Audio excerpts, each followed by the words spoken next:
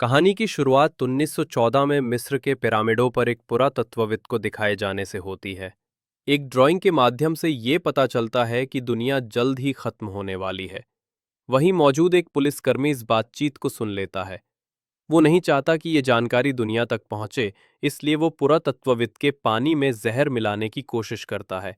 लेकिन पुरातत्वविद पानी फेंक देता है और कहता है कि आज उन्होंने एक महान खोज की है, ये जश्न का दिन है। वो अपने सहायक से शैंपेन लाने को कहता है।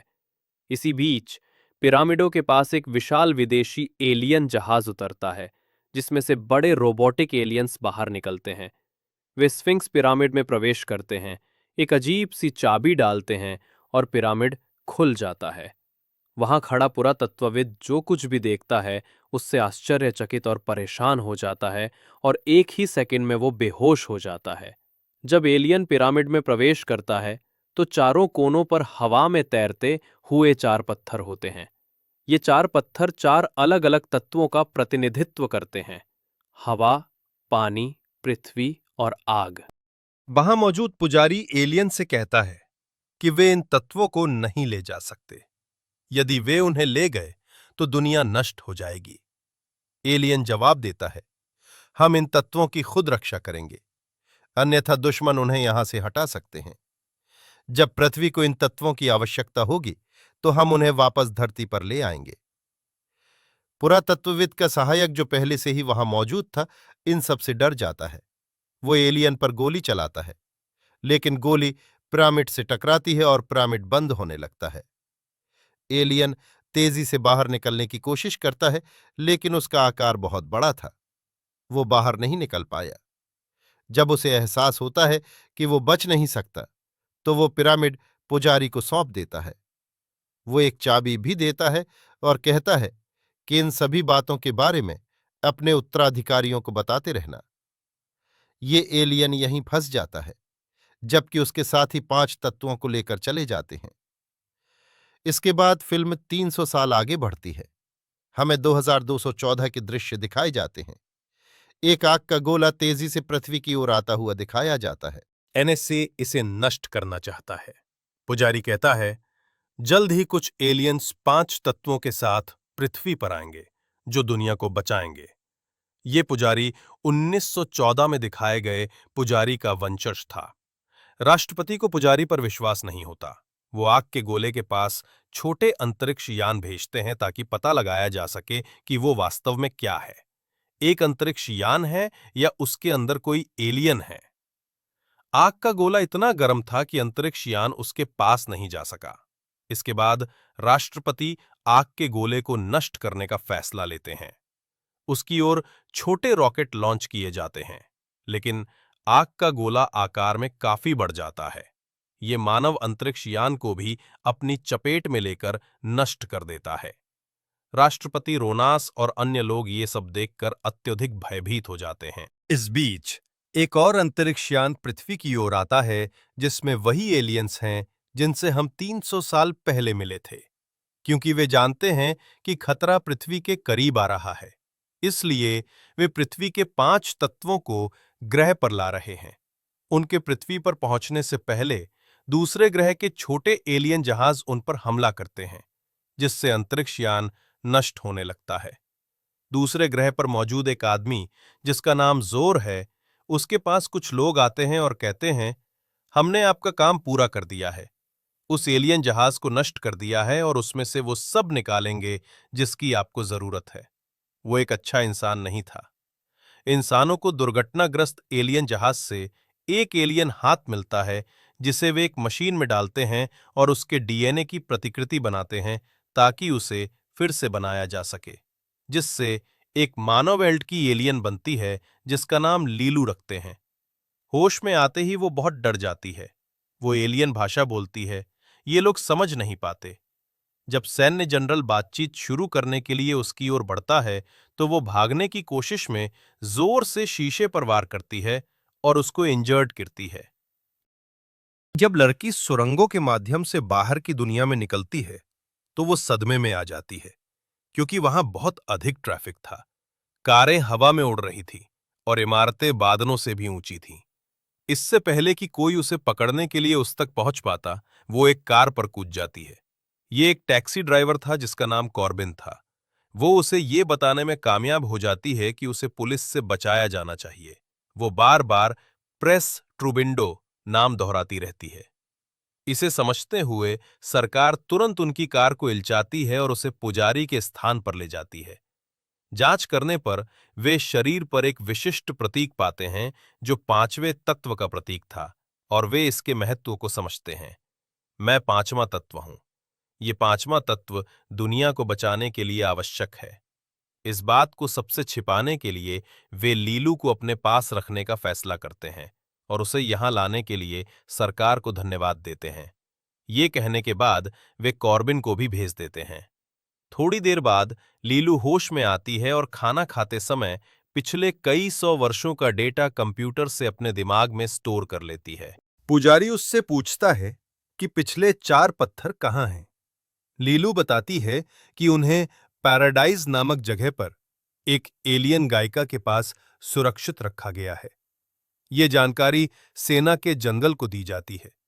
अगर दुनिया को बचाना है तो उन पत्थरों के साथ उन तत्वों को यहां लाना होगा।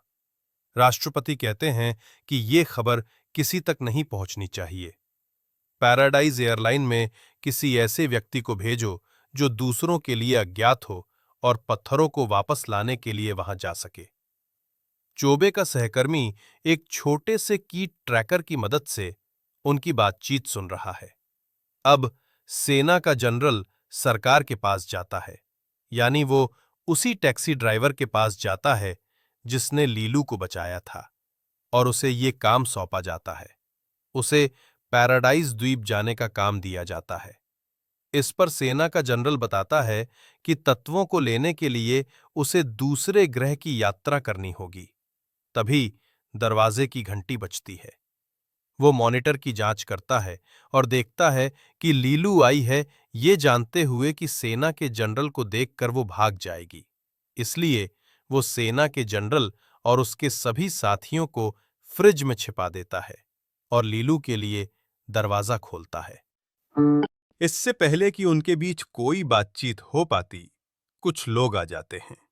वे जीएसएल की नौकरी के आदमी थे, लेकिन सरकार ने अपनी नेम प्लेट दूसरे घर से बदल दी थी। इसलिए उन्होंने सरकार के दरवाजे के बजाय दूसरे के दरवाजे पर दस्तक दी। जो लोग उस आदमी को अपने साथ ले जाने वाले थे, उन्हें एक एलियन हमले से रोका जाता है। एलियंस सभी को मार डालते हैं और आदमी को ले जाने लगते हैं। एलियंस उन्हीं 4 पत्थरों के पीछे हैं, लेकिन उनका इरादा कुछ और है। वे जोर से बदला लेने के लिए इन 4 तत्वों को हासिल करना चाहते हैं, क्योंकि जोर ने उनके कई साथियों को मार डाला था। घर के अंदर सबके चले जाने के बाद सरकार को लीलू को बाहर निकालना था।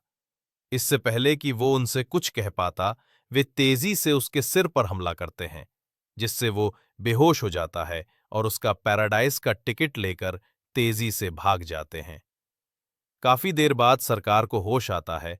उसे तुरंत जनरल और उनके साथी याद आते हैं, और जैसे ही वो फ्रिज का दरवाजा खोलता है, देखता है कि बेचारा सेना का जनरल और साथी जम चुके थे।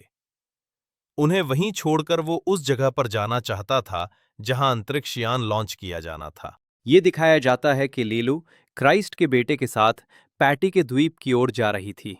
जैसे ही वे चेक इन करने वाले थे, गौरव आता है और धोखे से दावा करता है कि वो लीलू का पति है। ये जोर देता है कि उसे उनके साथ जाना चाहिए। वे दोनों एयरशिप में सवार हो जाते हैं, और जैसे ही ईस्ट को एहसास होता है कि सरकार भी उनके साथ जाने का इरादा रखती है, वो भी एयरशिप में प्रवेश कर जाता है। एयरशिप पहले एक उड़ते हुए होटल में जाती है, जहां ये पता चलता है कि आज एक एलियन गायिका वहां प्रदर्शन कर रही है। जिसकी वे तलाश कर रहे थे, वो वही थी। दूसरी ओर जो लोग एलियन गायिका के पीछे जाने के लिए तैयार थे, वे बाकी सभी से पहले यहां पहुंच गए। एलियन प्राणी जोर से बदला लेना चाहता था। एलियन गायिका के कमरे की तलाशी लेते हुए वे पत्थरों की तलाश करने लगे, लेकिन उससे पहले लीलू पत्थरों वाला डिब्बा छीनने में कामयाब हो जाती है और भागने की कोशिश करती है। इससे पहले कि वो भाग पाती, जोर ने उसे बंदूक की नोक पर रोक लिया। लीलू को इस समय अपनी जान बचानी थी, क्योंकि वो जानती थी कि वो भी एक तत्व है। इसलिए वो डिब्बे को जोर की ओर फेंक देती है और वहां से भागने की कोशिश करती है। वो उस पर हमला करता रहता है। लीलू सुरंग में छिपने में कामयाब हो जाती है और खुद को बचा लेती है। वो अब बुरी तरह से घायल है। एलियंस यहां कॉन्सर्ट पर हमला करते हैं। अफरा तफरी मच जाती है। एक गोली गायिका को भी लगती है। सरकार उसे पकड़ लेता है। गायिका उससे कहती है, जाओ और लीलू को बचाओ, और बताती है कि इस समय 4 पत्थर उसके अंदर हैं। गायिका मर जाती है। सरकार उसके अंदर से 4 पत्थर निकालता है। इस उड़ते हुए होटल में एक टाइम बॉम्ब लगाया गया था, जिसके बाद वो डिब्बा लेता है और अंतरिक्ष यान के अंदर चला जाता है। जैसे ही वो डिब्बा खोलता है, तो ये देखकर चौंक जाता है कि तत्व अंदर नहीं थे। वो पागल हो चुका था। उसकी मानसिक स्थिति बिगड़ने लगी थी। वो पत्थरों को वापस पाने के लिए उड़ते हुए होटल में लौटता है, जहां उसने टाइम बॉम्ब लगाया था। यहां लीलू को जल्दी से बचाते हुए और पेस्ट के साथ निकलने की तैयारी करते हुए जैसे ही प्रिस्टली आता है, वो देखता है कि जोर के दुश्मन एलियंस ने लीलू को बंदूक की नोक पर पकड़ रखा है। वो एलियंस के नेता को गोली मारता है और पुजारी को वहां से जाने के लिए ले जाता है। और इस बीच यहां एक बल लगाया गया, जिसने टाइम बॉम्ब को सक्रिय कर दिया। एक विस्फोट हुआ। सौभाग्य से इस विस्फोट से सरकार के एयरशिप को कोई खास नुकसान नहीं हुआ, क्योंकि वो कुछ ही मिनट पहले वहां से निकला था। वे सीधे मिस्र के पिरामिडों की ओर बढ़ते हैं। यहीं पर शुरू में वे तत्व रखे गए थे, लेकिन जब उन्होंने तत्वों को 4 खंभों पर रखा, तो उन्होंने देखा कि कुछ नहीं हुआ। तब सरकार को याद आया कि ये 4 पत्थर वास्तव में हवा, पानी, पृथ्वी और आग का प्रतिनिधित्व करते हैं। तो वे जल्दी से एक पर फूंक मारते हैं और वो सक्रिय हो जाता है। ट्विस्ट, एक पत्थर पर अपना पसीना डालता है और वो भी सक्रिय हो जाता है। क्राइस्ट का बेटा दूसरे पत्थर पर मिट्टी डालता है और वो भी सक्रिय हो जाता है। लेकिन उन्हें आग कहां से मिलेगी? सौभाग्य से सरकार के पास एक माचिस थी, जिसमें केवल एक ही माचिस की तीली बची थी। उसी से उसने उसे जलाया, और परिणाम स्वरूप आग तत्व का प्रतिनिधित्व करने वाला चौथा पत्थर सक्रिय हो गया। एक बार जब चारों पत्थर सफलतापूर्वक सक्रिय हो गए, तो वे एक दूसरे से जुड़ गए। 5वें तत्व के साथ मिलकर जश्न मनाया, जिससे एक चमकीला प्रकाश निकला। इस चमकीले प्रकाश ने उस धधकते हुए आग के गोले को जमा दिया, जो इसे नष्ट करने के इरादे से हर सेकंड पृथ्वी के करीब आ रहा था। आग का गोला वहीं रुक गया, और इस तरह उन्होंने अंततः दुनिया को बचा लिया। और ठीक इसी तरह जैसे ही उनका मिशन सफल होता है, फिल्म यहीं समाप्त हो जाती है।